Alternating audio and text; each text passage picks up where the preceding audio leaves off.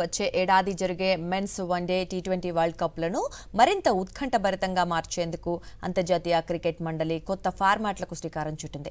చిన్న జట్లకు కూడా అవకాశాలు కల్పించేలా వన్డే వరల్డ్ కప్లో సూపర్ సిరీస్ సూపర్ 7 రౌండ్లను ప్రవేశపెట్టగా టీ20 వరల్డ్ కప్లో ఐపీఎల్ తరహాలో ఎలిమినేటర్ విధానాన్ని తీసుకొస్తోంది.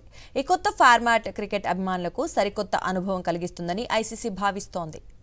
2027 పురుషుల వన్డే వరల్డ్ కప్ కు ఐసీసీ సరికొత్త రూపాన్ని తీసుకొచ్చింది. దక్షిణాఫ్రికా, నమీబియా, జింబాబ్వే సంయుక్త ఆతిథ్యంలో జరిగే ఈ మెగా టోర్నీలో మొత్తం 14 జట్లు బరిలోకి దిగనున్నాయి. గతంలో ఉన్న సూపర్ 6 విధానానికి బదులుగా చిన్న జట్లకు మరిన్ని అవకాశాలు కల్పించేలా సూపర్ సిరీస్, సూపర్ 7 ఫార్మాట్లను ప్రవేశపెట్టింది.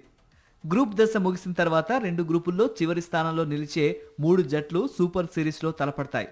ఈ దశలో అత్యుత్తమ ప్రదర్శన చేసిన ఒక్క జట్టు మాత్రమే తదుపరి రౌండ్కు అర్హత సాధిస్తుంది. మిగిలిన 2 జట్లు టోర్నీ నుంచి నిష్క్రమిస్తాయి. దీంతో తక్కువ ర్యాంకున్న జట్లకు కూడా పోటీలో నిలిచే అవకాశం లభించనుంది. ఆ తర్వాత 2 గ్రూపుల్లో తొలి 3 స్థానాల్లో నిలిచిన 6 జట్లతో పాటు సూపర్ సిరీస్ ద్వారా అర్హత సాధించిన మరో జట్టు కలిసి సూపర్ 7లో పోటీ పడతాయి. ఈ దశలో టాప్ 4లో నిలిచిన జట్లు సెమీఫైనల్కు చేరుకుంటాయి.